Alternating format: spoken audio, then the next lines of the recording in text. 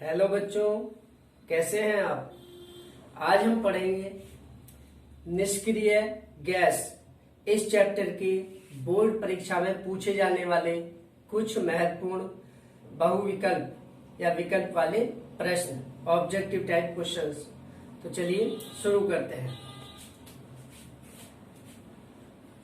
निष्क्रिय या उत्कृष्ट गैसों को आवर्त सारणी में रखा गया है। क्वेश्चन है, निष्क्रिय या उत्कृष्ट गैसों को आवर्त सारणी में रखा गया है। कहां पर रखा गया है? शून्य वर्ग में। तो इसका सही विकल्प हो जाएगा शून्य उपवर्ग, या वर्ग भी कह सकते हैं, शून्य वर्ग में। ठीक है, ये हो गया पहले का। निष्क्रिय गैसों को आवर्त सारणी में रखा गया है शून्य उपवर्ग या शून्य वर्ग में।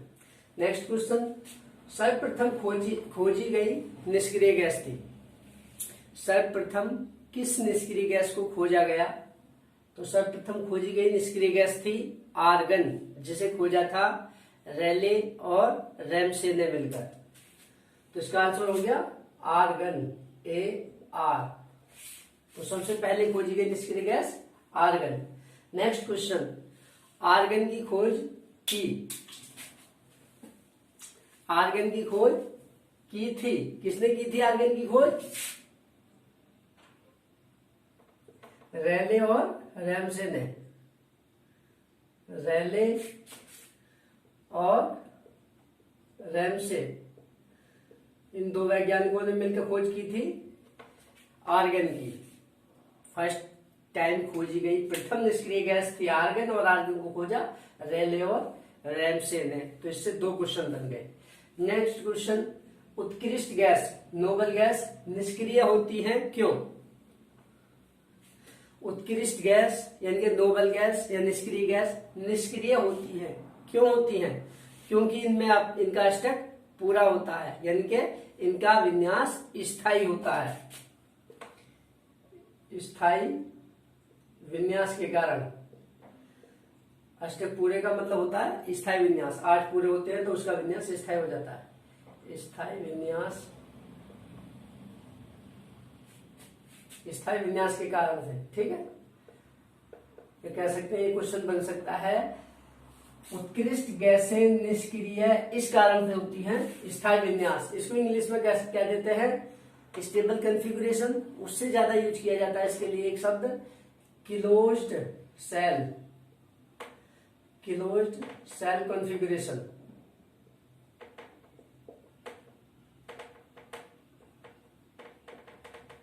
क्या कहते हैं इसे? क्लोज्ड सेल कॉन्फ़िगरेशन, यानी कि स्थायी विन्यास या पूर्ण कोष भरे हुए। तो उत्कृष्ट गैसें निष्क्रिय होती हैं क्योंकि इनमें स्थायी विन्यास पाया जाता है, अर्थात वाह्यतम कोष में 8 इलेक्ट्रॉन होते हैं। वाह्यतम कोष में 8 इलेक्ट्रॉन वाले विन्यास को हम कहते हैं स्थायी विन्यास। नेक्स्ट क्वेश्चन, हीलियम की खोज सर्वप्रथम की थी।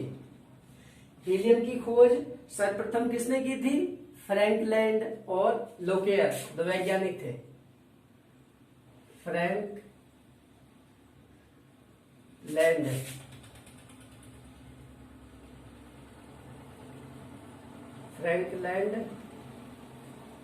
और लोकेयर।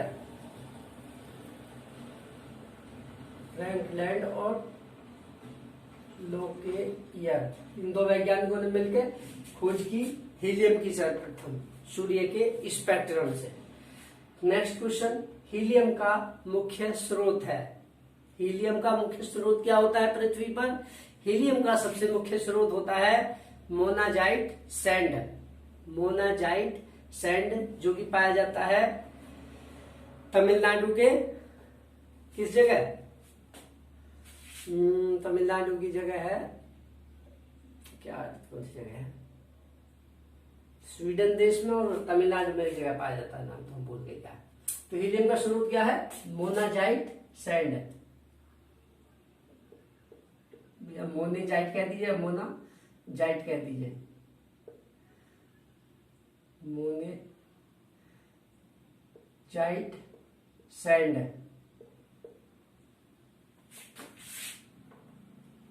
मोनेजाइट सैंड हीलियम का मुख्य स्रोत है। नेक्स्ट क्वेश्चन है, गोताखोरों द्वारा श्वसन में प्रयुक्त होती है। जो डाइवर्स होते हैं, जो समुद्र की गहराइयों में जाते हैं खोज करने के लिए, गोताखोरों द्वारा श्वसन में प्रयुक्त की जाती है हीलियम और ऑक्सीजन का मिश्रण। तो इसका आंसर हो जाएगा हीलियम एंड O2 का मिश्रण।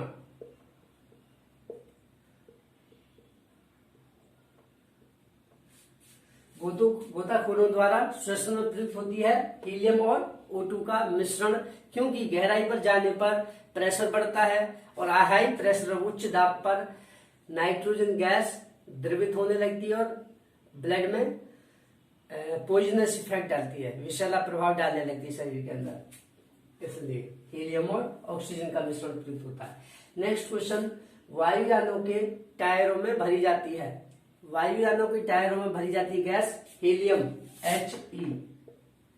क्यों भरी जाती है? क्योंकि हीलियम हल्की होने के साथ साथ निष्क्रिय होती है, ये किसी यौगिक के साथ क्रिया नहीं करती है, इसलिए वायुयानों के टायरों में हीलियम गैस भरी जाती है। यहाँ पर एक क्वेश्चन आता है, क्या हीलियम सबसे हल्की गैस होती है? तो इसका आंसर है नहीं। सबसे हल्की गैस होती है हाइड्रोजन गैस H2, जिसका परमाणु भार 2 होता है, और हीलियम का हाइड्रोजन का अणुभार 2 होता है H2, लेकिन हीलियम का परमाणु भार, चूंकि ये एक परमाणुविक गैस है, एक ही परमाणु की गैस होती है, अणु नहीं है इसमें, तो इसका परमाणु भार होता है 4, हाइड्रोजन से ज्यादा। सबसे हल्की गैस तो हाइड्रोजन है, लेकिन हाइड्रोजन हाईली इनफ्लेमेबल होती है, अत्यधिक ज्वलनशील होती है, बहुत ज्यादा क्रियाशील होती है, जरा सी चिंगारी पर ही उसमें आग लग जाएगी। इसलिए वायुयानों के टायरों में हीलियम हाइड्रोजन गैस को नहीं भरते हैं, हीलियम को भरते हैं। यह हल्की होने के साथ साथ निष्क्रिय होती है। नेक्स्ट क्वेश्चन, हवाई पट्टियों के प्रदीपन या सिग्नल में प्रयुक्त होती है। जो हवाई पट्टियां होती हैं, एयरपोर्ट वगैरह होते हैं, एयर रनवे होते हैं, वहां पर प्रदीपन के लिए, लाइटिंग के लिए और आने वाले जहाजों को सिग्नल देने के लिए क्या प्रयुक्त होता है? हवाई पट्टियों के प्रदीपन और सिग्नल, प्रदीपन चमक उत्पन्न करने के लिए, और सिग्नल देने में प्रयुक्त होती है नियोन लैंप।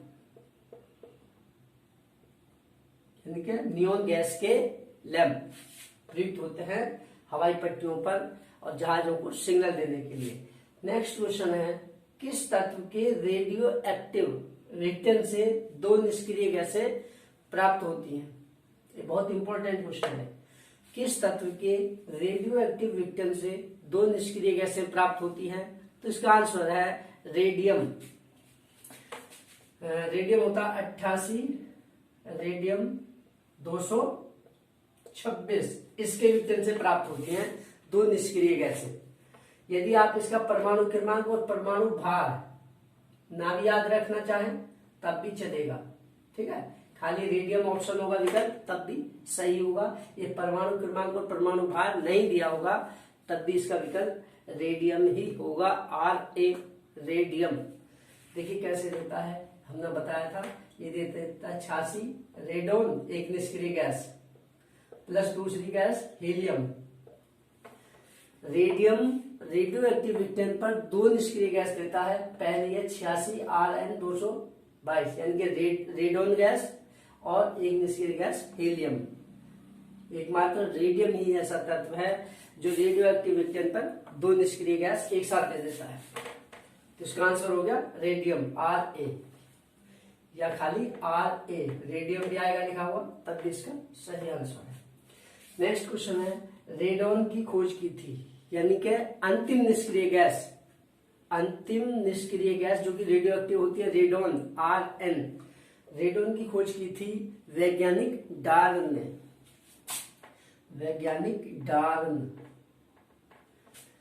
रेडोन की खोज किसने की थी? डार्न ने की थी रेडियो एक्टिव रेडियम के रिएक्टेंट से। नेक्स्ट क्वेश्चन, रेडोन का उपयोग किया जाता है, जो रेडोन गैस है Rn निष्क्रिय गैस है, इसका उपयोग किया जाता है कहां पर? कैंसर के उपचार में, कैंसर के उपचार में,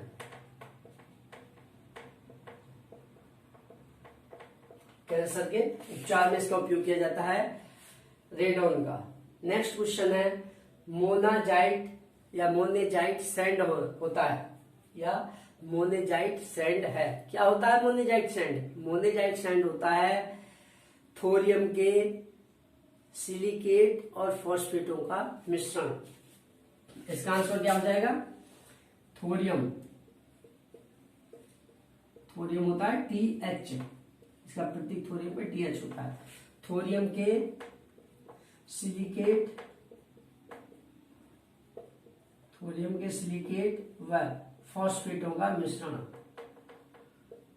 फॉस्फेटों का मिश्रण। जो मोनाजाइट सैंड होता है वो होता है थोरियम के सिलिकेट और फॉस्फेटों का मिश्रण। और मोनाजाइट सैंड किसका स्रोत है?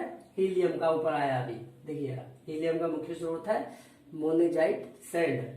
नेक्स्ट क्वेश्चन, जीनोन डाइफ्लोराइड का आकार होता है XeF2।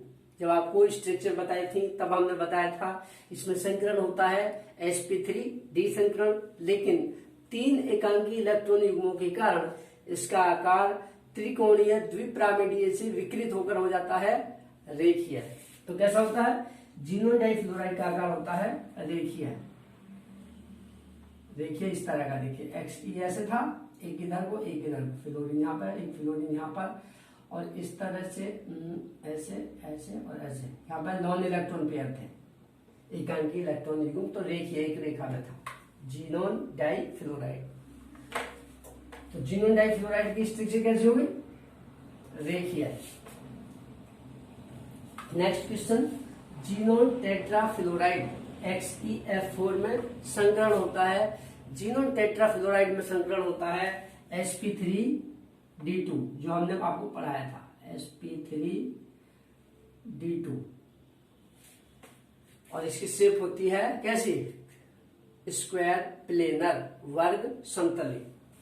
नेक्स्ट क्वेश्चन है, ये था जीनोन टेट्राफ्लोराइड का में संकरण होता है sp3d2।